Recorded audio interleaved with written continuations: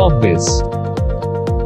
नमस्कार दोस्तों, मेरा नाम है दिव्या दीक्षित। आप देख रहे हैं अपना मन पसंदीदा चैनल कॉर्बिस। दोस्तों, इस वीडियो में आज हम बात करेंगे conversion of sole proprietorship into private limited company.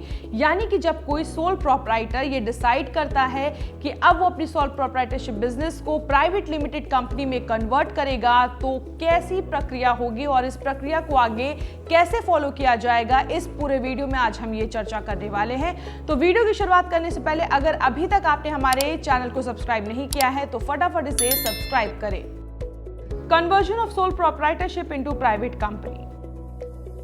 दोस्तों, प्राइवेट लिमिटेड कंपनीज के पास सिग्निफिकेंट एडवांटेजेस होते हैं। उन एडवांटेजेस की वजह से अक्सर सोल प्रोप्राइटर्स अपनी बिजनेस एंटिटी यानी कि सोल प्रोप्राइटरशिप को कन्वर्ट करते हैं प्राइवेट लिमिटेड कंपनी में। और वो फायदे कौन कौन से हैं? देखिए, सबसे पहला बड़ा फायदा होता है लिमिटेड लायबिलिटीज का।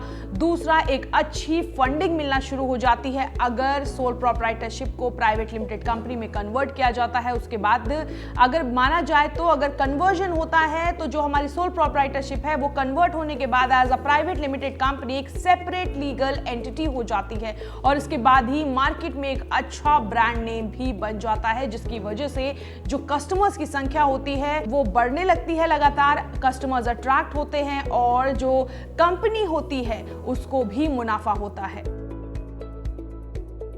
तो इन सारे फायदों को ध्यान में रखते हुए sole proprietorship private limited company में कन्वर्ट होने का फैसला ले लेती है। लेकिन उस फैसले से पहले देखिए, कुछ बेसिक रिक्वायरमेंट होती हैं जिनको फुलफिल करना बहुत जरूरी होता है। तो अब हम अगली बात करेंगे उन बेसिक रिक्वायरमेंट्स की। Basic requirement of converting sole proprietorship into private limited company in India. तो देखिए, अगर सोल प्रोप्राइटरशिप को प्राइवेट लिमिटेड कंपनी में अगर आप कन्वर्ट करते हैं भारत के अंदर, तो सबसे पहली बेसिक रिक्वायरमेंट होती है कि प्राइवेट लिमिटेड बिजनेस है उसके एटलीस्ट 2 डायरेक्टर होने चाहिए एट मोस्ट, और ये मैक्सिमम 15 हो सकते हैं। हमारा जो बिजनेस है उसका टाइटल यूनिक होना चाहिए, यानी कि डुप्लीकेटेड कॉपीड नहीं होना चाहिए। देखिए, प्राइवेट लिमिटेड कंपनी में कोई लीस्ट कैपिटल अमाउंट की जरूरत नहीं होती है। इसके बाद हमारे पास एक डेजिग्नेटेड ऑफिस होना चाहिए। अगर डेजिग्नेटेड ऑफिस नहीं है, यानी कि अगर हमारा ऑफिस रेंटेड है, तो एनओसी फ्रॉम लैंडलॉर्ड की जरूरत पड़ेगी। इसके साथ ही मेमोरेंडम ऑफ एसोसिएशन। और महत्वपूर्ण बात अब यह है कि हर साल जो प्राइवेट लिमिटेड कंपनी है वो फाइल करेगी एनुअल इकोनॉमिक अकाउंट स्टेटमेंट और annual return with the ROC यानी कि रजिस्ट्रार ऑफ कंपनी।